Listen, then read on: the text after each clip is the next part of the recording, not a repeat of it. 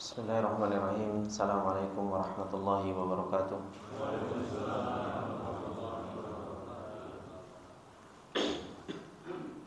Innal hamdalillah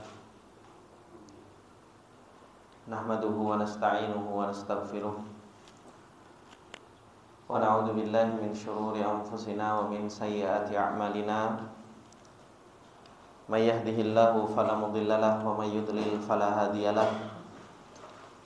Asyhadu an la ilaha illallah wahdahu la syarika lah wa asyhadu anna Muhammadan abduhu wa rasuluh. Salawatullahi wa salamuhu alaihi. Ya ayyuhalladzina amanu taqullaha haqqa tuqatih wa la tamutunna illa wa antum muslimun. Ya ayyuhalladzina amanu taqullaha wa qulu qawlan sadida yuslih lakum a'malakum wa yaghfir lakum dhunubakum. Wa may yuti'illaha wa rasulahu faqad faza fawzan 'azima. Amma ba'du fa inna asdaqal hadithi kitabullah wa khairal hadi hadi Muhammadin sallallahu alaihi wasallam wa syarrul umuri muhdatsatuha fa inna kulla muhdatsatin bid'ah wa kulla bid'atin dhalalah wa kulla dhalalatin finnar. Allahumma la ilma lana illa ma 'allamtana innaka antal alimul hakim. Allahumma arzuqna ilman nafi'an wa rizqan thayyiban wa amalan mutaqabbala.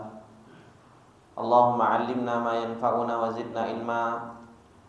Rabbi shrah li sadri wa yassir li amri wahlul 'uqdatam min lisani yafqahu qawli. Rabbi zidna ilma warzuqna fahma. Ikhwani fillah rahimani wa rahimakumullah jami'an. Bapak-bapak yang dimuliakan oleh Allah Subhanahu wa taala. Alhamdulillah, puji dan syukur kembali kita panjatkan kepada Allah Subhanahu wa taala atas segala nikmat yang Allah Subhanahu wa taala limpahkan kepada kita semua. Dan alhamdulillah, di pagi yang berbarokah ini kembali Allah Subhanahu wa taala memberikan taufiknya kepada kita, dan kembali Allah Subhanahu wa taala membentangkan kepada kita semua untuk kita mendapatkan asbabus sa'adah, untuk kita bisa mendapatkan sebab-sebab kita meraih kebahagiaan dengan diberi taufiknya kita oleh Allah Subhanahu wa taala, untuk kita bisa talabatul ilm, untuk kita bisa menuntut ilmunya Allah Subhanahu wa taala. Karena sesungguhnya sebagaimana yang difirmankan oleh Allah Subhanahu wa taala di dalam surat Al-An'am, "Wa may yuridillahu an yahdiyahu yashrah sadrahu lil Islam." Dan barang siapa yang Allah Subhanahu wa taala inginkan hidayah, inginkan kebaikan bagi seseorang, Allah Subhanahu wa taala akan bimbing seseorang tersebut di dalam mempelajari agamanya Allah Subhanahu wa taala. Begitu pula yang disampaikan oleh Rasulullah sallallahu alaihi wasallam sebagaimana di dalam hadis yang diriwayatkan oleh Muawiyah. Rasulullah sallallahu alaihi wasallam sampaikan, "Man yuridillahu bihi khairan yufaqihu fiddin." Barang siapa yang Allah Subhanahu wa taala inginkan kebaikan, Allah Subhanahu wa taala akan pahamkan seseorang tersebut di dalam urusan agamanya. Diberi taufik oleh Allah Subhanahu wa taala, dibimbing oleh Allah Subhanahu wa taala, dan terus dilapangkan oleh Allah Subhanahu wa taala perjalanannya sampai seseorang tersebut memahami hakikat dinullah, hakikat agama yang Allah Subhanahu wa taala turunkan. Ikhwani fillah rahimani wa rahimakumullah jami'an. Insyaallah di dalam kesempatan yang berbarokah ini, di setiap Sabtu pagi, insyaallah kita akan membahas dan meneruskan pembelajaran kita berkaitan dengan masalah tafsir Al-Quran. Dan insyaallah kita akan melanjutkan dengan tafsir surat Al-Kahfi. Insyaallah kita akan membahas tafsir surat Al-Kahfi. surat Al-Kahfi ini, ikhwani fillah rahimani wa rahimakumullah jami'an, adalah merupakan surat yang sangat agung yang Allah Subhanahu wa taala turunkan kepada kita semua sebagai bentuk petunjuk dan hidayah. Karena sebagaimana yang disampaikan oleh para ulama, bahwasanya surat Al-Kahfi ini membahas di dalamnya fitnah-fitnah yang akan kita hadapi. Membahas fitnah-fitnah yang akan kita hadapi di dalam perjalanan kita menuju Allah Subhanahu wa taala. Dan di dalam surat Al-Kahfi ini sebagai rangkuman atau garis besarnya disebutkan oleh Allah Subhanahu wa taala beberapa fitnah yang sangat besar yang seseorang di dalam fitnah-fitnah tersebut kalau tidak mengambil petunjuk dan hidayah dari Allah Subhanahu wa taala, seseorang bisa saja tergelincir di dalam fitnah tersebut. Sebagaimana yang disebutkan oleh para ulama di dalam surat Al-Kahfi itu ada beberapa fitnah yang besar. Dan Allah Subhanahu wa taala mengkisahkan di dalam fitnah-fitnah tersebut supaya kita bisa mengambil ibrah, supaya bisa kita mengambil pelajaran dari fitnah-fitnah tersebut agar kita selamat. Para ulama menyebutkan 4 fitnah besar yang disebutkan di dalam surat Al-Kahfi, yaitu yang pertama yang akan disebutkan oleh Allah Subhanahu wa taala dan akan diceritakan oleh Allah Subhanahu wa taala, yaitu fitnatuddin, yaitu fitnah yang akan menimpa agama seseorang. Ini adalah merupakan fitnah yang paling besar. Bagaimana setiap harinya seseorang itu akan dihadapkan dengan fitnatuddin ini. Setan terus-menerus akan berusaha merusak iman kita. Setan terus-menerus akan berusaha merusak agama yang kita anut. Dan terus-menerus setan tidak akan pernah ridho dengan apa yang kita yakini dan apa yang kita jalani. Dan inilah yang harus betul-betul kita pelajari. Bagaimana supaya kita bisa selamat di dalam perjalanan kita sampai kita bertemu dengan Allah Subhanahu wa taala, membawa din yang selamat, dinul Hanafiyah. Dan itulah yang selalu diminta oleh para anbiya agar kita diwafatkan oleh Allah Subhanahu wa taala, tawaffani muslimau wa alhiqni bis sholihin. Agar kita diwafatkan dalam keadaan Islam dan kita digabungkan dengan orang-orang yang soleh. Begitu pula di dalam surat Al-Kahfi ini, Bapak-bapak yang dimuliakan oleh Allah Subhanahu wa taala, disebutkan dengan fitnatul mal. Fitnah yang kedua yang Allah Subhanahu wa taala bicarakan di dalam surat Al-Kahfi ini, di sana ada fitnatul mal, yaitu fitnah harta. Yang kita ketahui bahwasanya fitnah harta ini adalah merupakan fitnah yang besar. Bagaimana seseorang lalai kepada Allah Subhanahu wa taala dengan harta yang kita miliki. Seseorang lalai kepada Allah Subhanahu wa taala, lalai kepada agamanya dengan yang namanya fitnah harta. Dan Allah Subhanahu wa taala menceritakan di dalam surat Al-Kahfi ini tentang fitnatul mal. Fitnah harta. Kemudian juga disebutkan oleh para ulama fitnah yang ketiga, yaitu fitnatul ilm. Fitnah ilmu. Ilmu yang kita pelajari yang menjadikan seseorang itu selamat di dalam perjalanannya sampai ketemu dengan Allah Subhanahu wa taala, ternyata di dalam ilmu sendiri itu ada fitnahnya yang begitu besar. Sampai Allah Subhanahu wa taala menjelaskan dan menceritakan di dalam surat Al-Kahfi ini adab-adab seseorang di dalam menuntut ilmunya Allah Subhanahu wa taala sampai seseorang itu selamat dari yang namanya fitnah ilmu. Dijelaskan oleh Allah Subhanahu wa taala secara terperinci. Dan seseorang harus bisa mengambil ibrah di dalam perjalanan ilmu tersebut. Yang Allah Subhanahu wa taala ceritakan bukan main-main, tapi yang Allah Subhanahu wa taala ceritakan tentang gagalnya Nabi Musa alaihissalam di dalam menuntut ilmu. Seorang nabi tapi gagal di dalam menuntut ilmu sampai tidak bisa mendapatkan sempurnanya ilmu dari hamba Allah Subhanahu wa taala Al-Khidir. Allah Subhanahu wa taala ceritakan tentang fitnahnya ilmu di dalam perjalanan Nabi Musa alaihi salam di dalam menuntut ilmu. Nah, Allah Subhanahu wa taala menceritakan hal tersebut gunanya untuk kita bisa mengambil ibrah.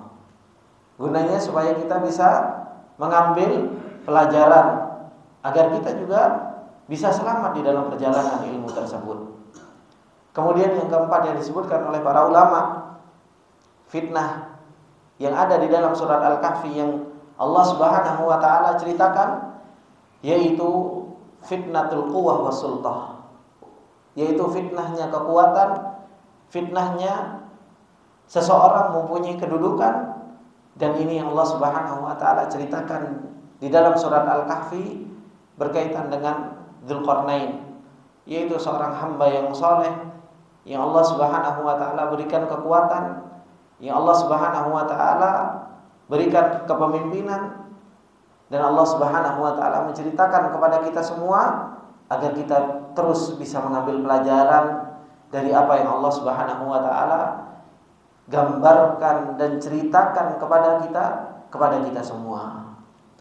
Kemudian bapak-bapak yang dimuliakan oleh Allah Subhanahu wa taala, kita mempelajari tafsir surat Al-Kahfi ini karena seperti yang antum selalu praktekkan di dalam kehidupan sehari-hari, yang mungkin sekarang menjadi sebuah khilaf gitu kan. Kalau dulu kan subhanallah teman-teman hampir semuanya mengamalkan membaca surat Al-Kahfi setiap hari Jumat kan, seperti itu. Meskipun sekarang muncul atau sudah ada beberapa dari para asatidzah bahwasanya membaca surat Al-Kahfi di hari Jumat ternyata hadisnya lemah kan, seperti itu. Yang dahulunya Masya Allah teman-teman yang sudah ngaji begitu semangat di dalam membaca surat Al-Kahfi ini. Akan tetapi ikhwani fillah rahimani wa rahimakumullah jami'an, berkaitan dengan masalah keutamaan membaca surat Al-Kahfi di hari Jumat ini, jangan jadikan polemik di antara kita. Karena sesungguhnya hadis-hadis tersebut seperti yang dijelaskan oleh para ulama, dan itu juga yang disebutkan oleh Syekh Albani rahimahullahu taala, dan disebutkan juga oleh Syekh bin Baz rahimahullahu taala, bahwasanya dengan hadis-hadis yang dhaif, dan itu yang disampaikan oleh Syekh Albani rahimahullahu taala sebagaimana hadis yang diriwayatkan oleh Abi Sa'id Al-Khudri, bahwasanya seseorang membaca suratul Kahfi pada yaumul Jum'ah adha'a lahu minan nur ma bainal jum'atain, Allah Subhanahu wa taala akan memberikan cahaya di antara kedua Jumat. Kemudian hadis-hadis yang lain yang disebutkan oleh para ulama tentang hadis-hadis keutamaan membaca surat Al-Kahfi di hari Jumat atau malam Jumat, hadis-hadis yang dhaif dengan banyaknya jalan hadis-hadis yang dhaif tersebut menjadikan sebagaimana yang dikatakan oleh Syekh Albani rahimahullahu taala, yashuddu ba'duha ba'dha, yaitu menguatkan satu hadis dengan yang lainnya sehingga menjadikan hadis tersebut paling tidak darajatnya menjadi darajah hasan. Dan itu fatwanya Syekh Albani rahimahullahu taala. Begitu pula itu yang difatwakan juga oleh Syekh bin Baz rahimahullahu taala, sehingga para ulama menyebutkan bahwasanya membaca surat Al-Kahfi di hari Jumat adalah merupakan sesuatu yang mustahab, sesuatu yang disunnahkan. Dan paling tidak seseorang ketika membaca surat Al-Kahfi di hari Jumat, seseorang diingatkan kembali tentang bahayanya fitnatul din, bahayanya fitnatul mal. Seseorang akan diingatkan kembali dengan fitnatul ilm, dan fitnah apa? Dengan fitnah kekuatan dan kekuasaan.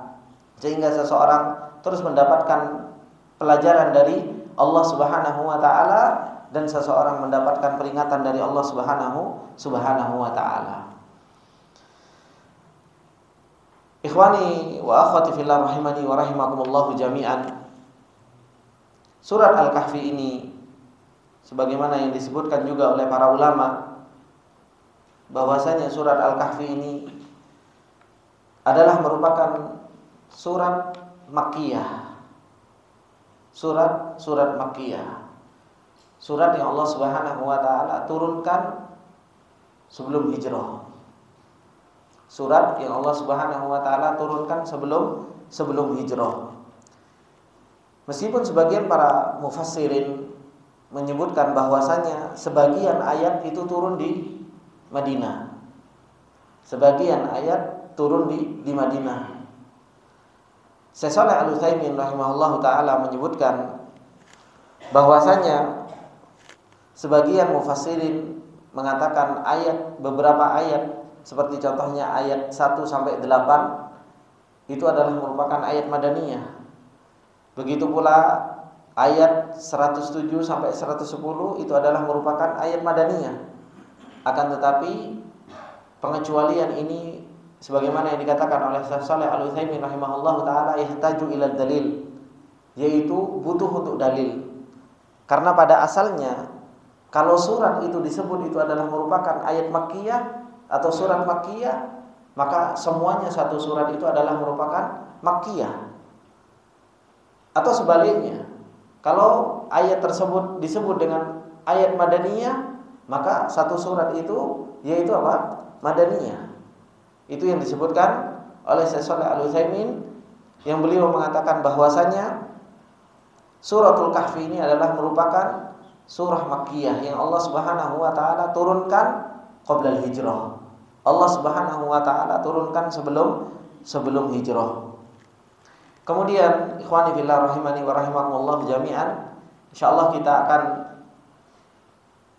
membaca tafsir dari surat Al-Kahfi ini, dan insyaallah kita akan membaca dari tafsir As-Sa'di rahimahullah taala, dan insyaallah tambahan faedah dari tafsir Syekh Shalih Al-Utsaimin rahimahullahu jami'an.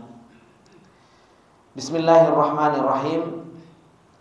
Allah Subhanahu wa taala mengatakan di ayat yang pertama di dalam surat Al-Kahfi ini, Allah Subhanahu wa taala berfirman, Alhamdulillahilladzi anzala ala 'abdihi al-kitaba wa lam yaj'al lahu 'iwaja qayyiman liyundhira ba'san shadidan min ladunhu wa yubashshiral mu'minina alladhina ya'maluna as-salihati anna lahum ajran hasana. Allah Subhanahu wa taala mengatakan alhamdulillah, segala bentuk pujian adalah milik Allah Subhanahu wa taala, yang Allah Subhanahu wa taala telah menurunkan pada hambanya yaitu Alkitab, walam yaj'al lahu iwaja, dan Allah Subhanahu wa taala tidak menjadikan pada kitab tersebut sebuah kebengkokan. Qayyiman liyundhira ba'san shadidan min ladunhu, yang Al-Qur'an tersebut Allah Subhanahu wa taala berikan gambaran bahwasanya Al-Qur'an tersebut qayyiman, yaitu sebuah kitab yang senantiasa membimbing kepada jalan yang lurus. Liyundhira ba'san syadidan, yang senantiasa Al-Quran tersebut memberikan peringatan pada adab Allah Subhanahu wa taala yang sangat keras, yang sangat pedih, min ladunhu, dari sisi Allah Subhanahu wa taala. Wa yubashshiral mu'minin, dan senantiasa Al-Quran tersebut memberikan kabar bagi orang-orang yang mereka senantiasa beriman kepada Allah Subhanahu wa taala, alladzina ya'maluna sholihat, yaitu orang-orang yang beriman yang senantiasa melakukan amal-amal soleh, anna lahum ajran hasanah, bahwasanya bagi mereka pahala yang sangat baik. Ikhwani fillah rahimani wa rahimakumullah jami'an. Di dalam dua ayat ini Allah Subhanahu wa taala menjelaskan kepada kita semua bahwasanya apa yang disebutkan oleh Allah Subhanahu wa taala, Syekh Sa'di rahimahullah taala mengatakan alhamdulillah huwa tsana'u 'alaihi bi sifatihi. Segala puji adalah milik Allah Subhanahu wa taala, adalah merupakan pujian kepada Allah Subhanahu wa taala dengan sifat-sifatnya. Allati hiya kulluha sifatun kamal. Yang semuanya adalah merupakan sifat yang sangat sempurna. Wa bi ni'amihi adh-dhahirati wal batinati ad-diniyah wad dunyawiyah. Yang Allah Subhanahu wa taala dipuji karena nikmat-nikmatnya yang zahir dan yang batin. Nikmatnya yang Allah berikan dari sisi agama maupun secara sisi dunia. Wa ajallu ni'amihi 'alal itlaq inzaluhu al-kitabul azim. Dan nikmatnya yang paling besar secara mutlak yaitu apa? Bagaimana Allah Subhanahu wa taala menurunkan Al-Qur'an yang sangat agung ini ala abdihi wa rasulihi, terhadap hambanya dan rasulnya. Ikhwani fillah, Allah Subhanahu wa taala mengatakan alhamdulillah. Segala bentuk pujian adalah milik Allah Subhanahu wa taala. Allah memuji dirinya sendiri. Dan Allah Subhanahu wa taala memuji dirinya sendiri karena memang Allah berhak untuk dipuji. Makanya di dalam kalimat alhamdulillah, alif lam itu sebagaimana yang disebutkan oleh para ulama, alif lam al-istighraqiyah, yaitu mencakup seluruh pujian itu betul-betul milik Allah Subhanahu wa taala. Dan tidak ada yang pantas dipuji kecuali Allah Subhanahu wa taala. Dialah Allah Subhanahu wa taala dipuji karena memang nama-namanya yang maha indah. Allah Subhanahu wa taala dipuji karena memang sifatnya yang maha tinggi. Dan Allah Subhanahu wa taala dipuji karena tidaklah Allah Subhanahu wa taala berbuat kecuali dengan keadilan Allah dan hikmahnya Allah Subhanahu wa taala. Allah Subhanahu wa taala dipuji karena nikmatnya yang begitu banyak kepada kita. Siapa yang lebih pantas untuk dipuji kalau bukan Allah Subhanahu wa taala? Namanya begitu indah. Terkadang kalau seseorang muji orang lain namanya indah, Allah Subhanahu wa taala namanya jauh lebih indah dan jauh lebih sempurna. Terkadang seseorang dipuji karena sifat Allah Subhanahu wa taala itu begitu tinggi. Orang mungkin dipuji karena jujur, Masya Allah itu orang jujur, kan seperti itu, dipuji. Masya Allah orang itu sabar, Masya Allah orang itu dipuji karena sifatnya. Ternyata Allah Subhanahu wa taala berhak untuk kita puji karena sifat Allah Subhanahu wa taala yang begitu tinggi. Terkadang seseorang itu dipuji bapak-bapak karena memang sikapnya yang bagus, ya kan? Dia berbuat baik. Ternyata perbuatan Allah Subhanahu wa taala itu tidak pernah lepas dari keadilan Allah dan hikmahnya Allah. Setiap Allah Subhanahu wa taala berbuat untuk hambanya gak pernah lepas dari dua hal itu. Kalau enggak itu keadilan Allah Subhanahu wa taala, pasti itu adalah merupakan hikmah yang Allah Subhanahu wa taala sembunyikan atau Allah Subhanahu wa taala tampakkan untuk kebaikan seorang hamba tersebut. Dan Allah Subhanahu wa taala dipuji karena apa? Nikmat yang begitu banyak yang Allah Subhanahu wa taala berikan kepada hambanya. Makanya Allah Subhanahu wa taala memulai surat Al-Kahfi ini dengan apa? Allah Subhanahu wa taala memuji dirinya sendiri. Alhamdulillah. Segala bentuk pujian adalah milik Allah Subhanahu wa taala. Saking pantasnya Allah Subhanahu wa taala itu dipuji, Bapak-bapak. Rasulullah sallallahu alaihi wasallam, kita tahu bagaimana Rasulullah memuji Allah. Rasulullah sallallahu alaihi wasallam kalau memuji Allah begitu luar biasa. Tetapi sampai lisan Rasulullah sallallahu alaihi wasallam itu enggak mampu untuk memuji Allah Subhanahu wa taala. Pujian yang begitu luar biasa saja itu tidak pernah sampai kepada pujian yang layak kepada Allah Subhanahu wa taala. Itu Rasulullah sallallahu alaihi wasallam sampai athnaitu kama athnaita ala nafsik. Ya Allah, saya memuji Engkau itu sudah enggak sampai. Lisan untuk memuji Allah Subhanahu wa taala itu kalau mau disebutkan tidak ada kata-kata lagi, sudah habis kata-kata untuk memuji Allah. Sampai-sampai Rasulullah Shallallahu Alaihi Wasallam mengatakan, "Athnaitu kama athnaita ala nafsik." Saya memuji engkau ya Allah sebagaimana engkau memuji dirimu sendiri. Karena lisan kita, kalau kita memuji Allah Subhanahu Wa Taala, kita sudah setinggi apapun kita memuji Allah Subhanahu Wa Taala, ternyata Allah jauh lebih tinggi dari itu. Pujian Allah Subhanahu Wa Taala kepada dirinya sendiri itu jauh lebih layak untuk kita memuji Allah dengan apa? Athnaita ala nafsik. Sebagaimana engkau memuji dirimu sendiri.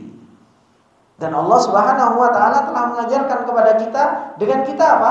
Alhamdulillah. Segala bentuk ujian adalah milik Allah Subhanahu Wa Taala. Dan disebutkan oleh para ulama bahwasanya memuji Allah Subhanahu Wa Taala di dalam bahasa Arab itu ada dua pujian. Ada alhamdu, ada al-madhu. Ada alhamdu, ada al-madhu. Dua-duanya maknanya sama, memuji, menyanjung. Tetapi ada bedanya.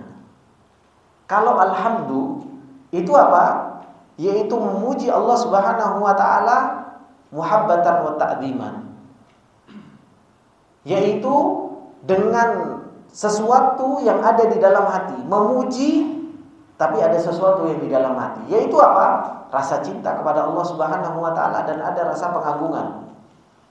Kalau al-madhu hanya sekedar memuji tanpa mencintai dan tanpa pengagungan, itu disebut dengan al-madhu. Dan Allah Subhanahu Wa Taala itu dipuji dengan apa? Dengan rasa cinta dan rasa pengagungan. Bapak-bapak kalau ketemu sama orang yang baik, terkadang hanya muji saja, tanpa mengagungkan, tanpa mencintai, ya hanya sekedar pujian saja. Tetapi kalau seseorang mau memuji Allah Subhanahu Wa Taala dengan pujian yang benar, seseorang itu harus disertai di dalam hatinya muhabbatan wa ta'dhiman, yaitu harus didasari pujian tersebut rasa cinta kepada Allah Subhanahu Wa Taala dan rasa pengagungan kepada Allah Subhanahu Wa Taala. Maka di sini Allah Subhanahu Wa Taala mengatakan, alhamdulillah, segala bentuk pujian adalah milik Allah Subhanahu Wa Taala. Termasuk di antara kita memuji Allah Subhanahu Wa Taala yaitu apa? Alhamdulillah alladzi anzala ala abdihil kitaba. Yang Allah Subhanahu Wa Taala dipuji tersebut karena apa? Karena Dia Allah Subhanahu Wa Taala telah memberikan nikmat yang begitu besar kepada kita. Yaitu apa? Anzala ala abdihil kitab. Allah Subhanahu Wa Taala menurunkan kepada kita yaitu sebuah kitab. Kita memuji Allah Subhanahu Wa Taala karena Allah menurunkan Al-Quran. Kita puji Allah Subhanahu Wa Taala karena apa? Karena Allah menurunkan Al-Quran. Karena Al-Quran yang Allah Subhanahu Wa Taala turunkan kepada kita adalah merupakan kenikmatan yang begitu besar yang Allah Subhanahu Wa Taala berikan kepada hambanya. Sehingga apa? Sehingga seseorang itu dengan Al-Quran ini seseorang bisa mendapatkan apa? Mendapatkan petunjuk. Bisa mendapatkan petunjuk. Syekh Sa'di rahimahullahu taala, beliau mengatakan wa fi dimnihi irsyadul ibadi liyahmaduhu ala irsalir rasuli ilaihim. Termasuk di antara kita memuji Allah Subhanahu Wa Taala karena Dialah Allah Subhanahu Wa Taala telah memberikan petunjuk kepada hamba-hambanya agar hambanya memuji Allah Subhanahu Wa Taala atas pengutusan seorang Rasul. Wa inzalil kitabi alaihim, dan Allah Subhanahu Wa Taala menurunkan Alkitab, yaitu Al-Quran terhadap mereka.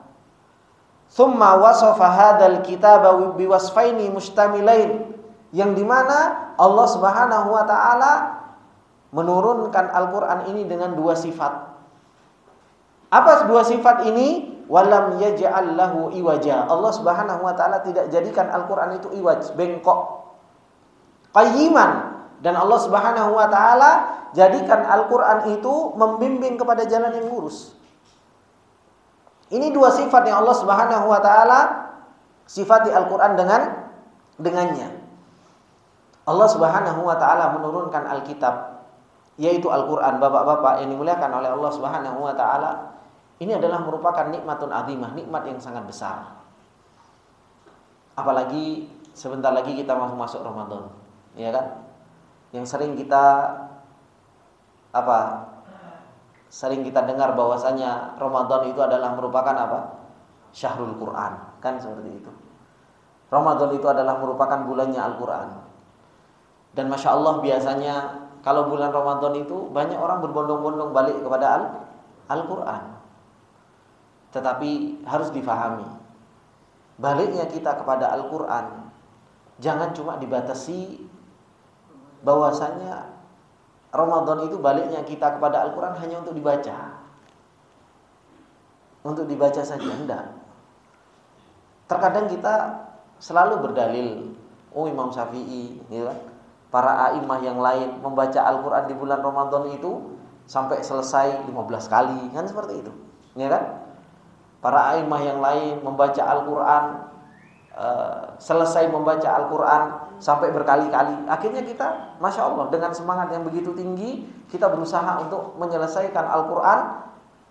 Terus kita membaca Al-Quran. Setelah Ramadan, hilang Al-Quran. Betul-betul ditaruh di dalam rak, nggak pernah dibuka lagi. Padahal Allah Subhanahu wa taala, bapak-bapak yang dimuliakan oleh Allah Subhanahu wa taala, coba perhatikan. Di dalam surat Al-Baqarah Allah menurunkan Al-Quran. Apa kata Allah Subhanahu wa taala? Syahrul Ramadan alladzi unzila fihi Al-Quran. Bulan Ramadan Allah Subhanahu wa taala turunkan Al-Quran. Kalau bapak-bapak mungkin ada yang bisa nahwu shorof, hudan linnas wa bayyinatin minal huda wal furqan. Kalau mungkin bapak-bapak bisa nahwu, kedudukannya jadi apa? Kenapa dibaca mansub? Kan seperti itu. Kalau seseorang mau perhatikan kedudukan kalimat di dalam hudan linnas wa bayyinatin minal huda wal furqan, itu jadi maf'ul apa? Maf'ul li ajli. Tujuan Allah Subhanahu wa taala menurunkan Al-Qur'an itu tujuannya hudan linnas. Seseorang itu mendapatkan petunjuk.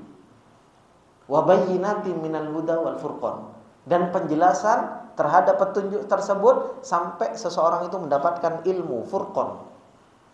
Allah Subhanahu wa taala menurunkan Al-Qur'an itu untuk apa? Untuk supaya kita dapat petunjuk, dapat makna dari Al-Qur'an tersebut. Makanya sering ana sampaikan bahwasanya apa? Al-Qur'an yang Allah Subhanahu wa taala turunkan kepada kita, yang Allah Subhanahu wa taala puji dirinya sendiri yang sudah menurunkan Al-Qur'an ini, supaya apa? Al-Qur'an tersebut maknanya masuk ke dalam hati kita. Para ulama dahulu membaca di bulan Ramadan, Imam Malik, Imam Syafi'i membaca Al-Qur'an, kembali kepada Al-Qur'an, mereka membaca langsung paham maknanya. Iya Bang enggak? Imam Syafi'i baca 15 kali, Imam Syafi'i baca Al-Qur'an paham enggak maknanya? Paham, Pak. Karena memang lugahnya memang lugah bahasa Arab, kan seperti itu. Imam Malik seperti itu juga.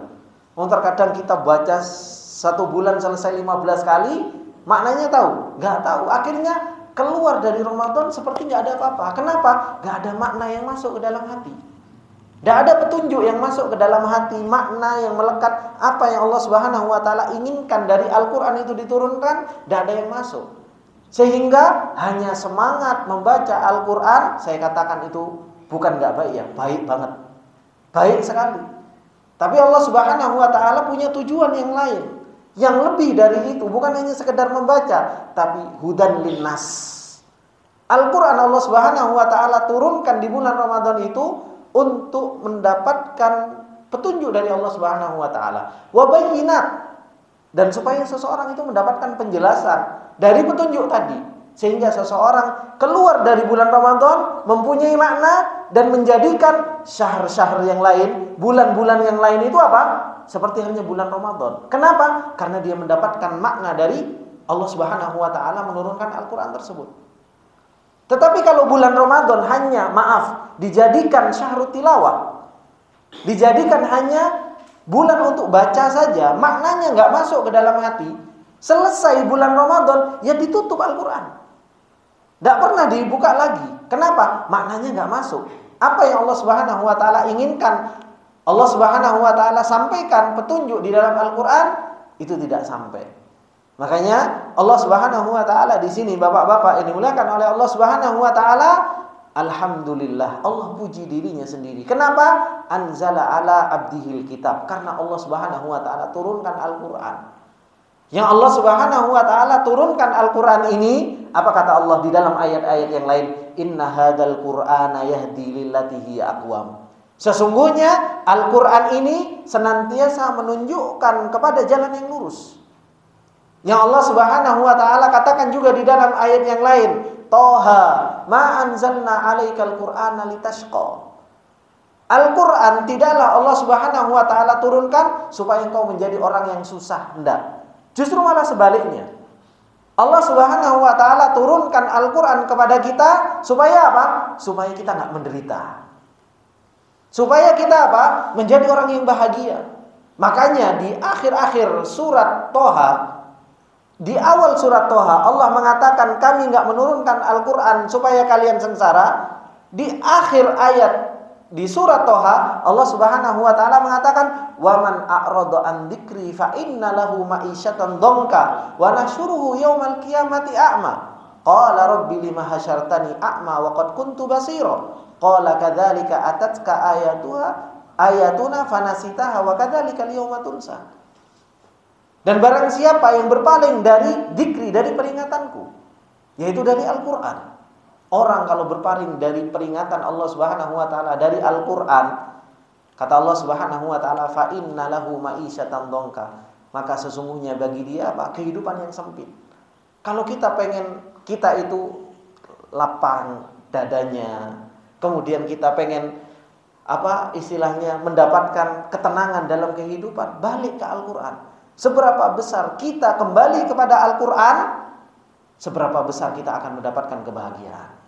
Seberapa besar kita ngaji dan memahami makna dalam Al-Qur'an, seberapa besar juga kita akan mendapatkan kelapangan dada kita. Karena Allah Subhanahu wa taala sudah menjanjikan tersebut. Kita ngaji saja kadang nggak paham maknanya. Kita ngaji nggak paham maknanya, itu saja sudah membuat kita nyaman. Apalagi kalau kita ngaji, kita paham maknanya dan kita tahu bagaimana cara mempraktekkan dalam kehidupan kita. Apa enggak kita ya lapang, Pak? Semakin lapang dalam menghadapi kehidupan yang begitu banyak fitnah. Ada fitnah harta, kita dalam keadaan susah. Kita ngaji, oh ternyata memang dunia ya tempatnya kita diuji. Ya akhirnya kita menjadi lapang. Diingatkan kembali sama Al-Qur'an, oh ternyata kita di dunia ini tempatnya kita diuji oleh Allah Subhanahu wa taala. Ketika kita mendapatkan ujian, ya kita tenang. Kenapa? Ya memang dunia tempat ujian. Dan ujian begitu banyak, ada ujian harta, ada ujian istri, ada ujian suami, ada ujian anak. Dan Allah sudah menyebutkan di dalam Al-Qur'an tersebut. Dan bukan kita saja yang diuji seperti itu. Nabi Nuh diuji dengan anaknya, diuji dengan istrinya. Nabi Lut juga diuji dengan istrinya. Nabi Ibrahim diuji dengan anaknya. Dan begitu banyak ujian-ujian yang Allah Subhanahu wa taala ceritakan. Kalau kita baca dan kita makna dan paham maknanya, masuk ke dalam hati kita, ketika kita mendapatkan hal-hal tersebut, kira-kira kita ngerasa sendirian? Enggak. Oh ternyata orang-orang dahulu juga diuji sama Allah Subhanahu wa taala. Kenapa? Paham. Makanya Allah Subhanahu wa taala mengatakan, "Wa man a'rada an dzikri fa inna lahu ma'isyatan dhanka." Orang yang senantiasa berpaling dari peringatan Allah Subhanahu wa taala, hidupnya sempit. Karena enggak pernah mendapatkan petunjuk dari Allah Subhanahu wa taala. Enggak pernah ngaji, enggak pernah memahami makna Al-Qur'an. Enggak pernah seseorang itu berusaha untuk paham dan berusaha untuk mengamalkan Al-Quran. Padahal ini nikmat yang paling besar yang Allah Subhanahu wa taala turunkan kepada kita. Coba kalau kita mendapatkan nikmat yang lain, Pak. Pernah nggak kita mendapatkan nikmat harta yang begitu luar biasa? Pasti kita, alhamdulillah ya Allah. Dan seperti itu.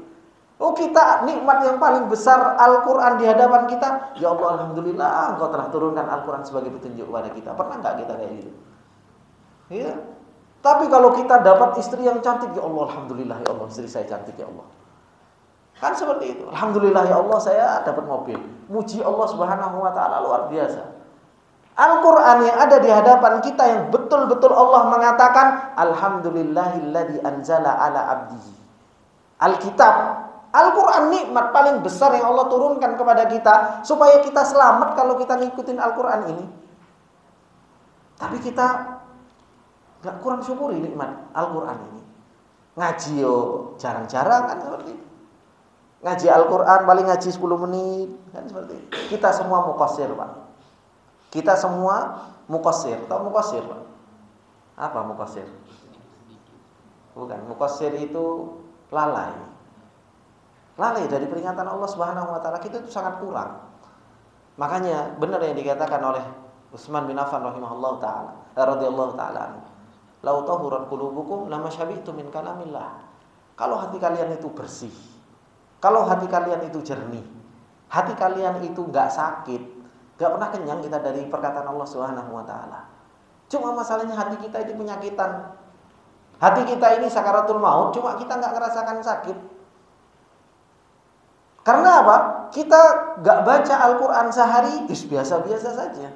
Coba gak baca WhatsApp sehari, ya, gak baca Facebook sehari.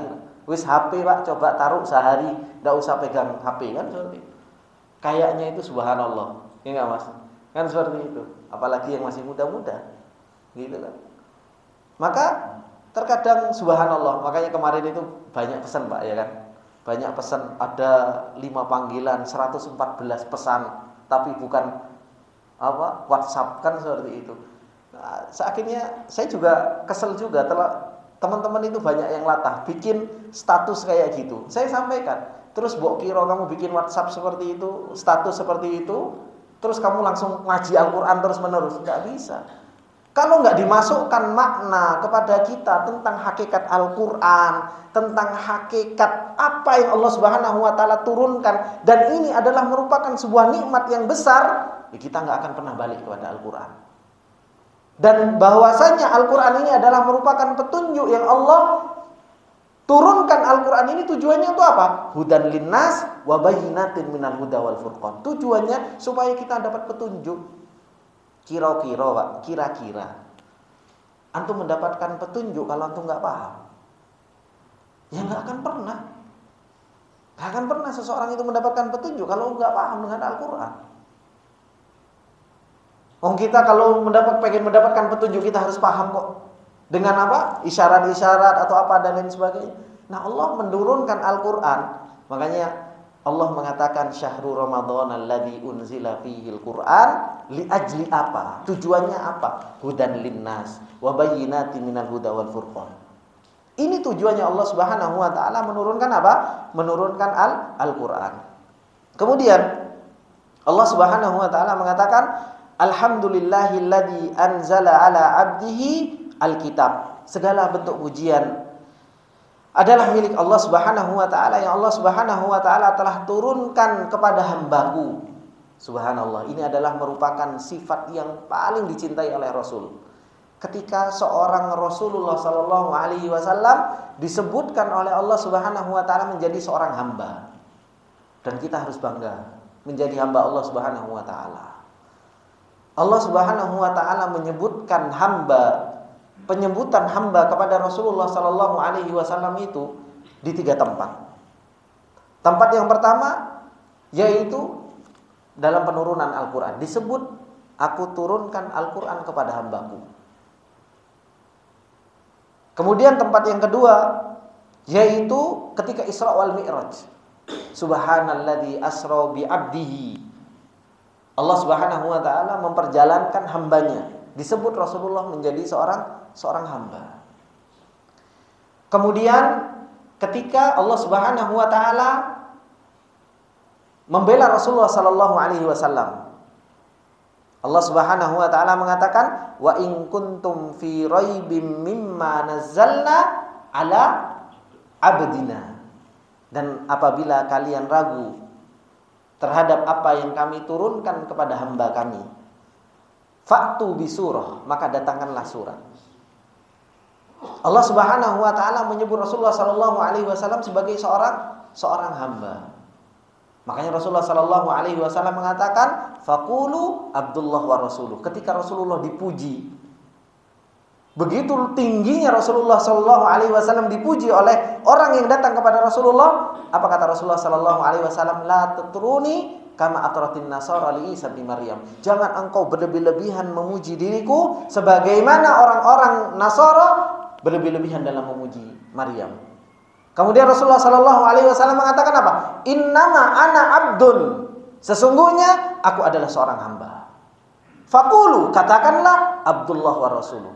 Katakanlah hamba Allah dan Rasulnya Allah Subhanahu Wa Taala. Begitu bangganya Rasulullah Sallallahu Alaihi Wasallam menjadi hambanya Allah Subhanahu Wa Taala. Pak, lek jadi budak. Kira-kira bagaimana sih seorang budak kepada tuannya, kepada Robnya? Manut. Sami'na wa atokna. Tidak ada ceritanya budak itu diperintahkan apa? Tidak. Pasti seorang budak ketika diperintahkan pasti manut. Makanya pernah saya ingatkan, budak, gak usah budak lah, pembantu. Kalau budak sekarang nggak ada. Pembantu yang sukses, bagaimana pembantu yang sukses? Adalah pembantu yang tahu kalau dirinya pembantu. Kan seperti itu.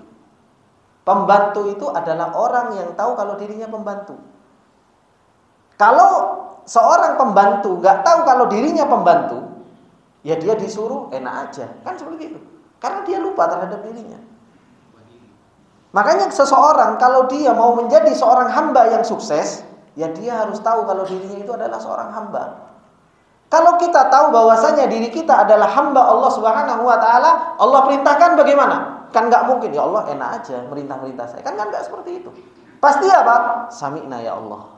Wa ata'na ya Allah. Ketika kita dilarang untuk berbuat maksiat, ya kita akan tinggalkan. Kenapa? Karena tahu kalau diri kita itu adalah seorang hamba Allah Subhanahu Wa Taala. Cuma masalahnya kita itu banyak lupa dirinya. Lupa diri kita itu. Lali. Kalau ternyata kita ini adalah seorang hamba Allah Subhanahu Wa Taala dan lupanya kita terhadap diri kita, tak kenalnya kita terhadap diri kita, karena apa? Karena kita nggak kenal sama Allah. Makanya Allah Subhanahu Wa Taala mengatakan, wala takunu kalladzina nasullah fa ansahum anfusahum. Jangan engkau menjadi orang yang lupa kepada Allah. Kalau kita nggak lupa, nggak kenal dengan Allah, fa ansahum anfusahum. Allah akan jadikan kita nggak kenal sama diri kita. Kalau diri kita adalah seorang hamba, dipuji, masya Allah, tambah gede kita dipuji. Coba Rasulullah Shallallahu Alaihi Wasallam saking kenalnya terhadap Allah, kenal terhadap dirinya, dipuji oleh orang. Rasulullah Shallallahu Alaihi Wasallam justru apa? Innama ana abdun. Saya hanya seorang hamba. Kenapa? Kenal. Bok kamu puji saya dengan sifat saya yang begitu luar biasa, dengan kebaikan saya, semua ini taufik dari Allah. Bok kamu puji saya dengan perbuatan saya yang baik, ini adalah merupakan bimbingan Allah, taufik dari Allah, pertolongan dari Allah Subhanahu Wa Taala. Ini adalah orang yang tahu apa? Tahu diri, kenal dengan dirinya sendiri. Makanya Allah Subhanahu Wa Taala menyebut Rasulullah Sallallahu Alaihi Wasallam dengan hambanya. Alhamdulillahilladzi anzala ala abdihi, dan Rasulullah sangat senang ketika Allah Subhanahu Wa Taala menyebut Rasulullah Sallallahu Alaihi Wasallam itu sebagai seorang hamba. Seorang hamba kemudian diturunkan kepada seorang hamba tersebut Alkitab, yaitu Al-Quran. Kemudian bapak-bapak yang dimuliakan oleh Allah Subhanahu Wa Taala, Allah Subhanahu Wa Taala menyebutkan walam yaj'al lahu iwaja. Allah Subhanahu Wa Taala mensifati Al-Quran ini. Sifat yang pertama yang Allah Subhanahu Wa Taala sifatkan yaitu walam yaj'al lahu iwaja. Allah Subhanahu Wa Taala tidak menjadikan Al-Quran itu bengkok. Tidak menjadikan Al-Quran itu bengkok. Kemudian yang kedua, sifat yang kedua qayyiman. Sifat Al-Quran itu selalu membimbing kepada jalan yang lurus. Sifat Al-Quran selalu membimbing kepada jalan yang lurus. Makanya kalau membaca ini jangan disambung, Pak. Kalau disambung, makanya di situ kalau antum baca ada sin kan? Apa artinya sin? Yang belajar tajwid apa? Sakta, berhenti. Tidak boleh disambung. Kenapa? Kalau disambung maknanya bingung. Maknanya bingung. Gimana bengkok tapi kok lurus? Kan seperti itu.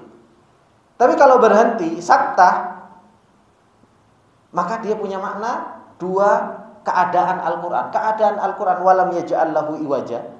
Dinafikan kebengkokan pada Al-Quran. Kemudian ditetapkan bahwasanya Al-Quran itu selalu membimbing kepada jalan yang lurus. Maka di sini ada lambang sin sakta supaya kita berhenti. Jangan disambung, nanti bacanya walam yaj'al lahu iwajan qayyima.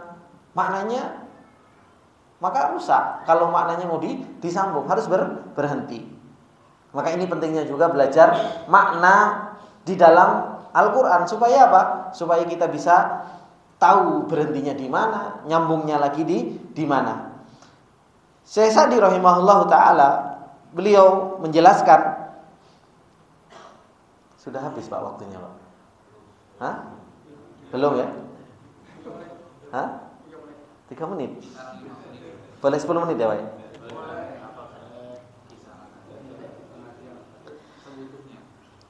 Allah Subhanahu wa taala mengatakan walam yaj'al lahu iwaja.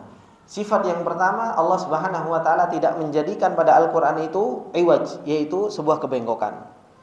Syekh Sa'di rahimahullahu taala mengatakan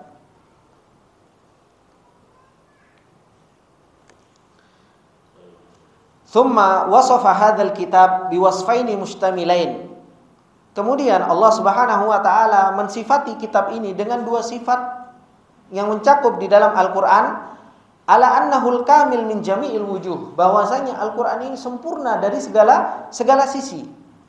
Wa huma nafyul iwaji anhu. Yang pertama dari keduanya yaitu Al-Qur'an itu dinafikan oleh Allah Subhanahu wa taala kebengkokan darinya. Wa itsbatu annahu qayyimun mustaqimun, dan ditetapkan bahwasanya Al-Qur'an itu qayyim, mustaqim, mengajarkan kepada jalan yang lurus. Fana fil iwaj yaqtadi annahu laisa fi ikhbarihi kadzibun. Dan Allah Subhanahu wa taala menafikan kebengkokan, melazimkan dari apa yang Allah Subhanahu wa taala nafikan tersebut, bahwasanya di dalam kabar-kabar dalam Al-Qur'an itu enggak ada apa? Enggak ada kebohongan. Betul-betul yang dikabarkan oleh Allah Subhanahu wa taala itu adalah jujur. Wala fi awamirihi wa nawahihi dzulmun wala abathun. Begitu pula di dalam perintahnya, di dalam larangannya itu tidak ada kedoliman dan tidak ada sia-sia. Makanya Allah Subhanahu wa taala mengatakan di dalam ayatnya yang lain, wa tammat kalimatu rabbika sidqan wa adla. Sungguh telah sempurna kalimat Allah Subhanahu wa taala. Firman Allah itu telah sempurna. Wa tammat kalimatu rabbika. Dari sisi apa? Dari sisi sidqa dan dari sisi adl. Sidqan fil akhbar wa adlun fil ahkam. Dalam kabar selalu jujur, enggak pernah ada bohongnya Al-Qur'an itu. Dan di dalam hukum selalu adil. Saking begitu sempurnanya kalimat Allah Subhanahu wa taala, firman Allah, Allah sifati sidqan wa adla. Wa tammat kalimatu rabbika sidqan wa adla. Jujur di dalam berita-beritanya, apa yang Allah beritakan selalu jujur. Selalu benar. Wa adla, dan adil di dalam hukum. Dan ini yang Syekh Sa'di rahimahullah taala sampaikan kepada kita, bahwasanya Al-Qur'an itu walam yaj'al lahu iwaja. Kabarnya enggak ada kebohongan. Kemudian perintah dan larangannya enggak ada kedoliman, juga tidak ada apa? Yang sia-sia. Wa itsbatul istiqamah, dan ditetapkan bahwasanya Al-Qur'an itu istiqamah, selalu mengajarkan kepada yang lurus. Yaqtadi annahu la yukhbiru wa la ya'muru illa bi ajlil ikhbarat wa hiyal akhbar. Itu menjelaskan bahwasanya Allah Subhanahu wa taala tidaklah menghabarkan, tidaklah memerintahkan, kecuali apa? Kecuali memang betul-betul Allah Subhanahu wa taala mengabarkan yang jujur dan memerintahkan dengan sesuatu yang adil. Allati tamlaul qulub ma'rifatan wa imanan wa aqlan. Yang akhirnya menjadikan hati seseorang itu apa? Betul-betul terisi pengetahuannya, keimanannya, akalnya juga akan memahami apa yang Allah Subhanahu wa taala sampaikan. Kal ikhbar bi asma'illahi wa sifatihi wa af'alihi. Seperti Allah Subhanahu wa taala mengabarkan nama-namanya, sifat-sifatnya, perbuatan Allah Subhanahu wa taala. Allah Subhanahu wa taala mengabarkan namanya, sifatnya, perbuatannya kepada kita jelas, bukan sesuatu yang samar-samar yang enggak bisa dipahami oleh seseorang. Wa min hal ghuyub al mutaqaddimah wal mutaakhirah wa anna awamirahu wa nawahihi tuzakkin nufus, dan bahwasanya perintah-perintah larangannya itu selalu mensucikan jiwa, wa tuthiruha wa tanmiha wa tukammiluha, dan bahwasanya perintah Allah Subhanahu wa taala dan larangan Allah selalu membersihkan jiwa dan selalu menyempurnakan jiwa. Listimaliha ala kamalil adli wal qist, semua itu karena kesempurnaan keadilan Allah Subhanahu wa taala. Wal ikhlas wal ubudiyati lillahi rabbil alamin wahdahu la syarikalah, dan mengikhlaskan peribadatan kepada Allah Subhanahu wa taala yang tidak ada sekutu bagi Allah Subhanahu wa taala. Ini yang Allah Subhanahu wa taala sifatkan Al-Qur'an dengan walam yaj'al lahu iwaja. Makanya disebutkan oleh Syekh Utsaimin rahimahullahu taala, beliau mengatakan walam yaj'al lahu iwaja qayyiman, yaitu beliau mengatakan bahwasanya dinafikan terlebih dahulu oleh Allah Subhanahu wa taala penyimpangan, bahwasanya Al-Qur'an itu enggak bengkok, baru ditetapkan. Ini sebagai bentuk kesempurnaan Al-Qur'an. Bentuk apa? Kesempurnaan Al-Qur'an, bahwasanya Al-Qur'an itu betul-betul enggak bengkok dan Al-Qur'an itu betul-betul apa? Lurus. Selalu mengajarkan kepada apa?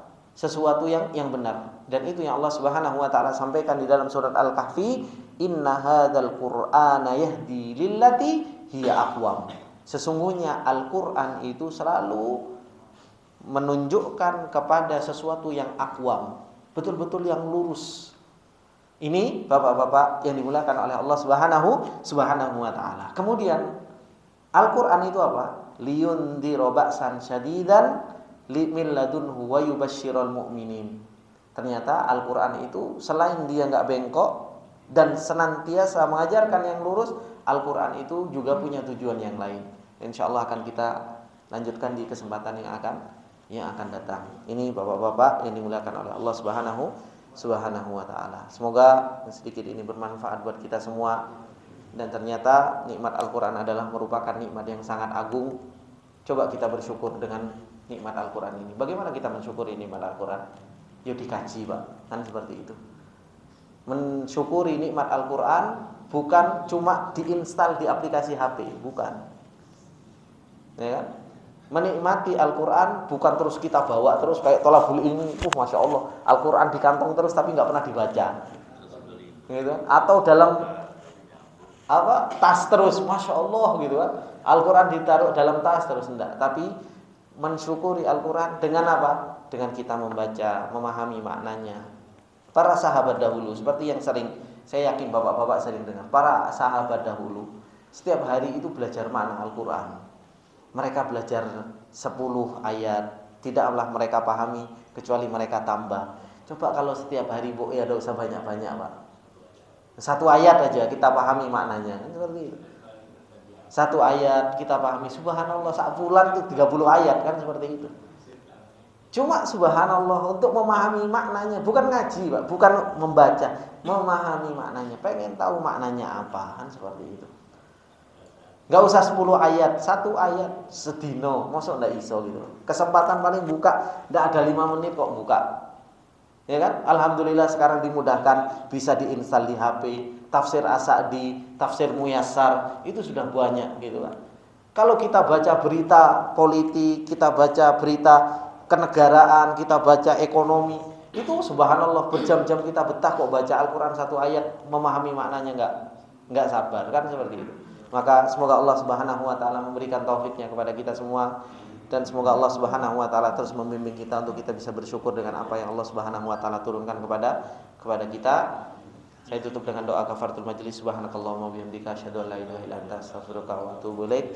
Assalamualaikum warahmatullahi wabarakatuh.